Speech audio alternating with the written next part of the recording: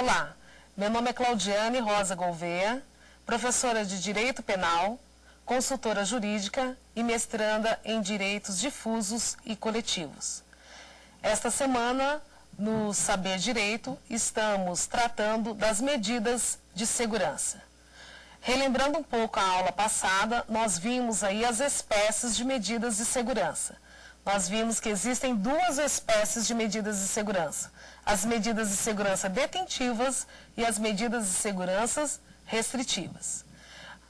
O tema de hoje, prazo e direito do internado em relação às medidas de segurança. Vamos aí dar início à apresentação do aluno. Temos Júlio César, obrigada Júlio. Temos Larissa, obrigada Larissa, e temos Lucas, aqui conosco para prestigiar a nossa aula. Havendo dúvidas, identificar o tema e também o nome do professor e enviar um e-mail saberdireito@stf.jus.br. Dando início à nossa aula de hoje, o que nós precisamos aí falar sobre medidas de segurança? O tema especial a essa aula é sobre prazo da medida de segurança. Muitas pessoas pensam que a medida de segurança, pelo Código Penal, está por prazo totalmente indeterminado. Está sim, está disciplinado dessa maneira. Só que nós veremos críticas a respeito do assunto. As medidas de segurança, muitas vezes, elas têm um caráter de ser perpétua. Isso quer dizer o quê? Enquanto perdurar, enquanto não cessar o grau de periculosidade do agente, a medida de segurança se faz jus e necessária.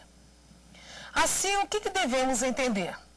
O prazo para o magistrado impor medidas de segurança tem um prazo somente mínimo, mas nada nos diz o prazo máximo.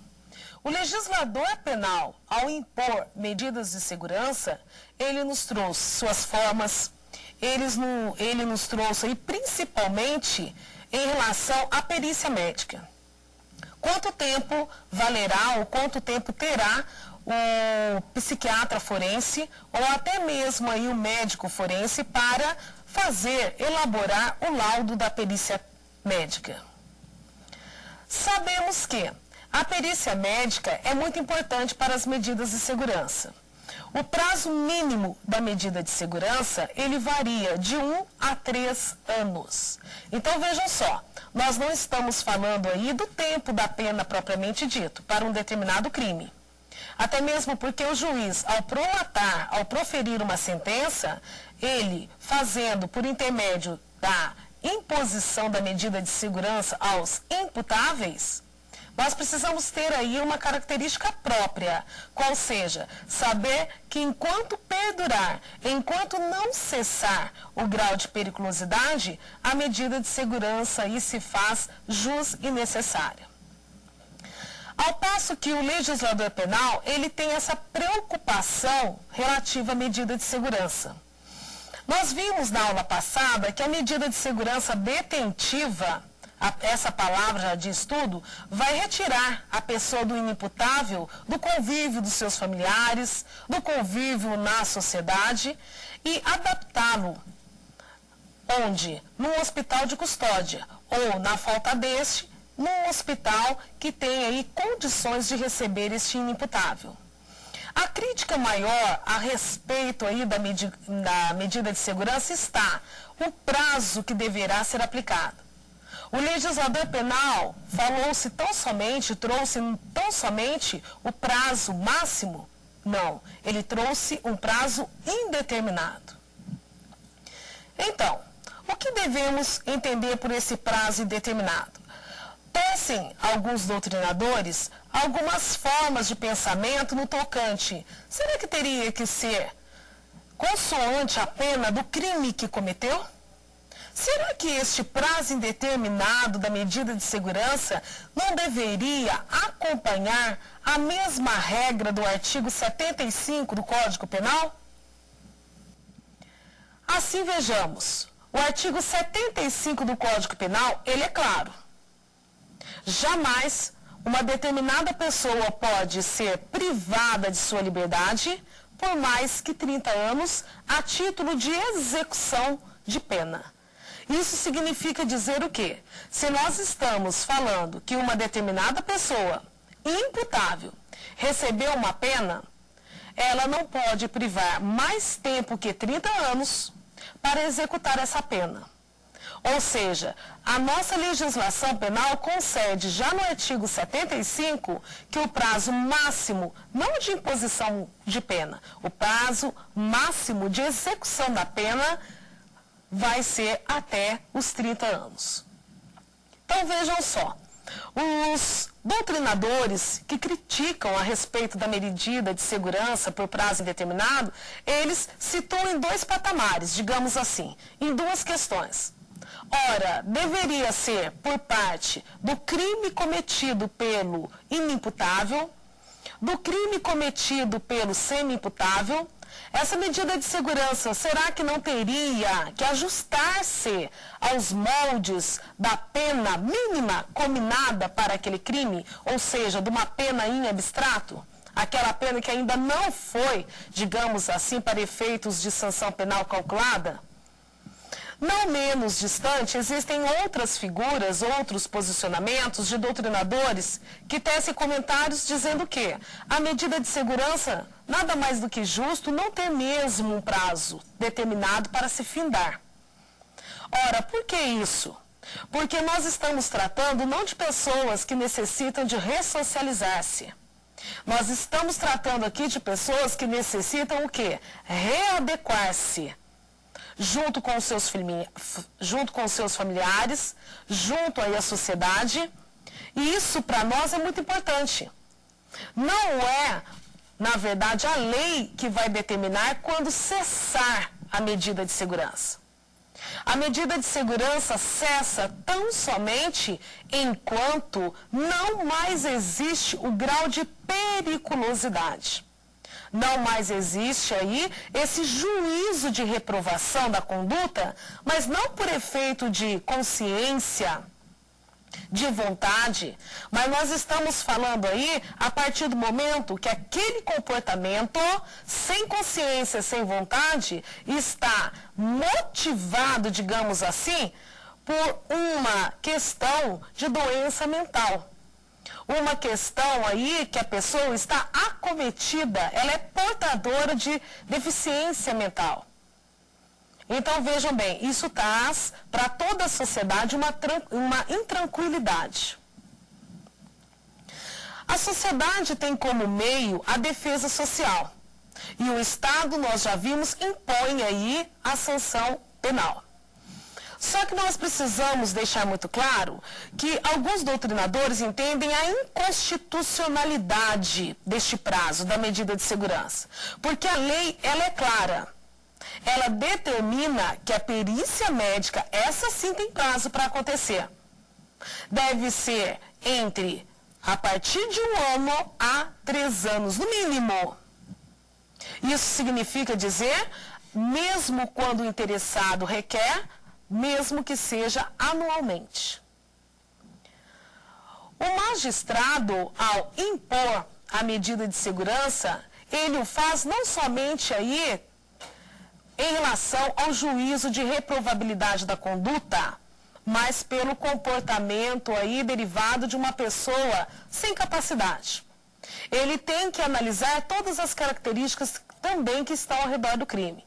Como nós já vimos, primeiramente, o que precede a medida de segurança, a sua aplicação, é haver um crime.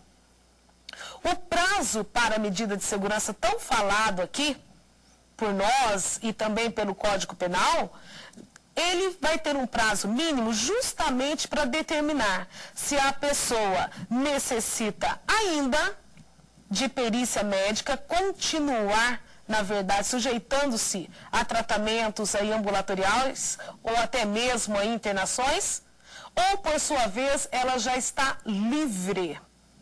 Esta palavra livre nós temos que prestar muito bem atenção, porque é responsabilidade do Estado colocar uma pessoa de volta à sociedade, uma vez que ela ainda oferece perigo, uma vez que ainda há presumida a sua periculosidade, ou seja, a sua conduta o seu comportamento é revestido de circunstâncias que são passíveis de trazer a potencialidade de futuros crimes. Pois bem, vimos que a lei não determina um prazo máximo para a medida de segurança. Por que então determinar um prazo mínimo? Essa é uma pergunta que não quer calar-se. Esse prazo mínimo, por quê? Ninguém será submetido à medida de segurança se não houver provas nos autos aí do laudo pericial que ateste o grau de enfermidade, o grau aí de delinquência praticamente. Só que a medida de segurança, ela vai precisar de perícia médica a partir de 1 ano. Isso significa dizer o quê? Se a pessoa recebeu uma medida de segurança, hoje o juiz prolatou a sentença, esse prazo começa a contar a partir da sentença transitada em julgado. E nós vimos o que é uma sentença transitada em julgado. É aquela sentença, ou digamos aí, aquela palavra final do magistrado que só falta a pessoa atender o chamamento da justiça, não mais cabendo nenhum grau de recurso. Então, se na sentença o juiz prolatou aí, determinando a aplicação da medida de segurança, o faz. E a partir da data da sentença transitada em julgado, 1 ano decorrido esse período, é que por sua vez aí teremos a perícia médica. É lógico que este prazo, ele não é único tão somente, porque a lei determina que também, quando requer a parte interessada, pode a perícia médica se dar de ano em ano. Isso significa dizer o quê? Atendendo sempre às necessidades do agente inimputável. Vocês se recordam que nas aulas passadas, muitas das vezes eu parei aí e passei para vocês a seguinte posição. Essas pessoas estão sendo consideradas marginalizadas. Essas pessoas estão sendo consideradas aí pelo olhar da lei um criminoso nato. E quando nós estamos falando de criminoso nato, houve-se até um tempo, e nós temos as figuras de 2 estudiosos na área, o Enrico Ferri e o César Lombroso, que trata aí dos loucos propriamente dito, ou seja, da personalidade do homem. Há quem diga que o homem nasce com uma índole criminosa. Isso significa dizer o quê? Ele se desenvolve, ou seja, o comportamento humano criminoso advém com o meio em que ele vive. Outro, por sua vez, defende a posição de que nós todos nascemos com índole criminosa. Podemos ou não desenvolver no momento de nossa vida, no momento de ira, no momento de ódio, no momento de raiva, no momento de amor. Então nós precisamos prestar atenção, até mesmo porque houve-se uma época que o criminoso nato, ele tinha um perfil. Testas largas, olhos desbugalhados, olhar não direto, orelhas grandes, estatura mediana. É lógico que o nosso Código Penal não se atenta para esse lado.